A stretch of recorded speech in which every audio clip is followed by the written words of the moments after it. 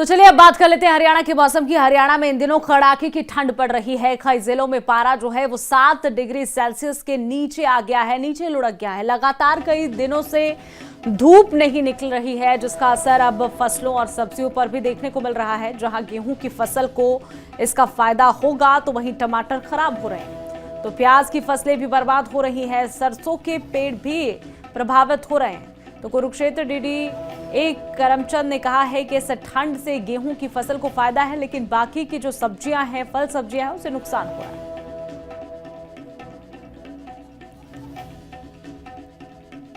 दिन और रात के टेम्परेचर में बहुत अंतर है। इस समय रात का टेम्परेचर बहुत कम है और दिन में कुछ गर्मी होती है थोड़ी बहुत, लेकिन कोहरे का भी साथ साथ प्रकोप जारी है और धुंध का भी।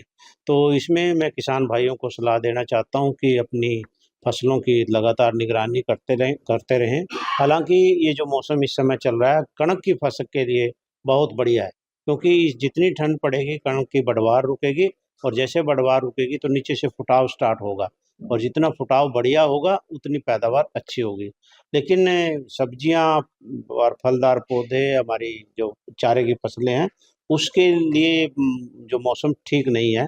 तो इसमें मैं आप सबको सुझाव देता हूं कि आप दोपहर बाद, शाम के समय इन फसलों में हल्की सिंचाई रखें।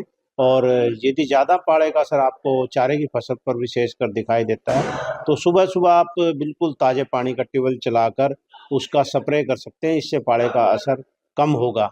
तो चलिए अब बात कर लेते हैं हरियाणा के मौसम की। हरियाणा में इन दिनों कड़ाके की ठंड पड़ रही है। कई जिलों में पारा जो है वो 7 डिग्री सेल्सियस के नीचे आ गया है, नीचे लुढ़क गया है। लगातार कई दिनों से धूप नहीं निकल रही है, जिसका असर अब फसलों और सब्जियों पर भी देखने को मिल रहा है। जहां गेहूं की फसल को इसका फायदा होगा तो वहीं टमाटर खराब हो रहे हैं, तो प्याज की फसलें भी बर्बाद हो रही हैं, सरसों के पेड़ भी प्रभावित हो रहे हैं। तो कुरुक्षेत्र डीडी एक करमचंद ने कहा है कि इस ठंड से गेहूं की फसल को फायदा है, लेकिन बाकी की जो सब्जियां हैं, फल सब्जियां हैं, उसे नुकसान हो रहा है।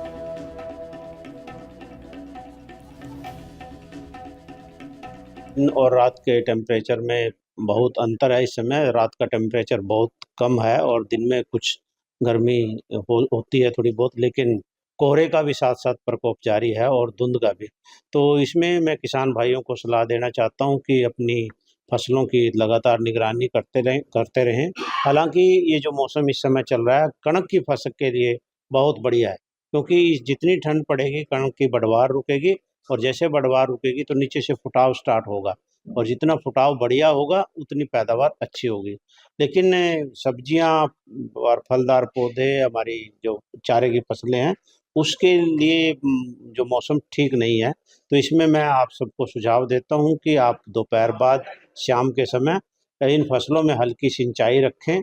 और यदि ज़्यादा पाले का असर आपको चारे की फसल पर विशेषकर दिखाई देता है तो सुबह सुबह आप बिल्कुल ताज़े पानी का ट्यूबवेल चलाकर उसका स्प्रे कर सकते हैं, इससे पाले का असर कम होगा।